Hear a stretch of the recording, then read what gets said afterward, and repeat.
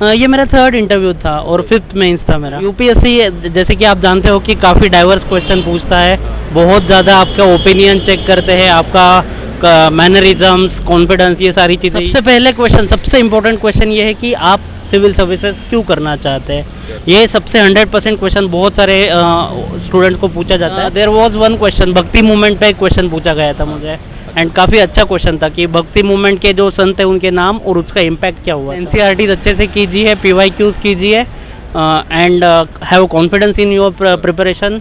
Strategy अपनी कहीं change मत कीजिए लास्ट मोमेंट पे जाके।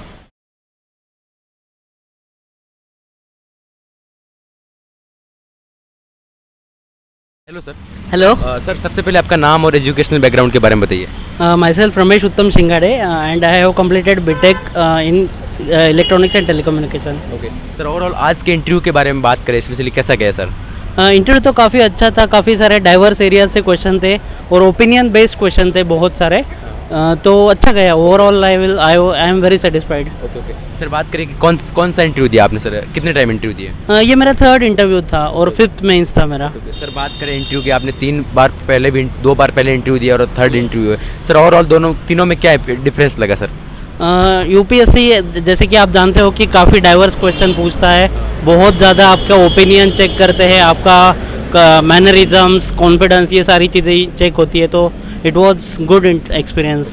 सर ऐसे 2-3 क्वेश्चन बता दीजिए हमारे ऑडियंस को, ताकि उनको लगे कि किस टाइप से क्वेश्चन पूछे जा रहे हैं अंदर। सबसे पहले क्वेश्चन, सबसे इम्पोर्टेंट क्वेश्चन ये है कि आप सिविल सर्विसेज क्यों करना चाहते हैं। ये सबसे 100% क्वेश्चन बहुत सारे स्टूडेंट्स को पूछा जाता है। सेकंड है कि आप अभी तक क्या कर रहे हो। बहुत सारे स्टूडेंट होते हैं कि ग्रेजुएशन करने के काफ़ी बाद उनका इंटरव्यू होता है, तो ये एक क्वेश्चन होता है। एंड हॉबीज़ रिलेटेड क्वेश्चन और करंट अफेयर, ये 4 मेजर एरियाज़ है। सर आपसे पूछा कि आप सिविल सर्विस क्यों बनना चाहते हो, इसका सर आपने क्या एक परफेक्ट आंसर दिया सर?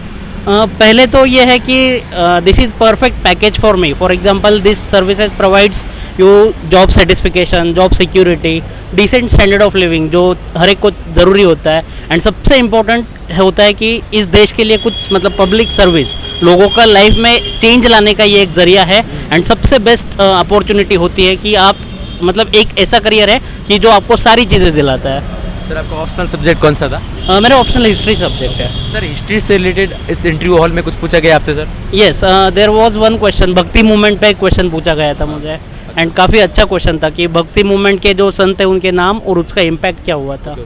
सर जैसा कि यूपीएससी की जर्नी बहुत लॉन्ग जर्नी होती है सर, फिर भी आपने अपने आप को मोटिवेट किस प्रकार रखा? मोटिवेशन तो ये होता है कि जब अंदर से आग लगती है कि भाई ये करना ही है चाहे कुछ भी हो जाए, तो that is the inner motivation which guides you. Okay okay sir, आपने मॉक इंटरव्यू भी दिए होंगे और रियल इंटरव्यू भी दिए होंगे सर, दोनों में क्या डिफरेंस लगा? मॉक तो काफ़ी सारे दिए थे, बट उसमें ऐसा होता है कि रियल एक्सपीरियंस बहुत ज़्यादा अलग होता है। जैसे नेट प्रैक्टिस करना और फाइनल मैच खेलना बहुत अलग एक्सपीरियंस होता है। तो दैट इज़ द मॉक, आपका कॉन्फिडेंस बढ़ा देते हैं, आपको मैनरिज्म सिखाता है, बट क्वेश्चन जो होते हैं वो काफ़ी अलग होते हैं। सर आपने कहाँ मॉक दी सर, एक बार बता दीजिए सर। मॉक तो मैंने महाराष्ट्र सदन में दिया था और कुछ प्राइवेट इंस्टीट्यूट थे वहाँ पे मैंने दिए थे मॉक। ओवरऑल बात करें कि सर आपने 5 बार मेंस लेके है, तो सर मेंस की क्या ऐसी इफेक्टिव रणनीति थी, क्योंकि आखिर हर बार प्रीलिम्स कर लेते सर, तो ऐसा क्या रणनीति बनाई आपने? मेंस तो पहले चीज़ तो मैंने ऑप्शनल और ऐसे पे काफ़ी ज़्यादा वर्क किया इस बार, तो मुझे लगता है कि उसी के कारण सिलेक्शन हुआ है। सर वो तो है, लेकिन सर प्रीलिम्स में बहुत सारे एस्पिरेंट जिनका सिलेक्शन नहीं हो पा रहा है, उनको आप क्या बताना चाहेंगे, कौन कौन गलतियों से बचे? 2 चीज़ें हैं। पहले तो आपके सोर्सेज डिफाइन रखिए, ज़्यादा किताबों के पीछे मत भागिए। एक सब्जेक्ट के लिए एक किताब एंड एनसीईआरटीज आर सफिशिएंट।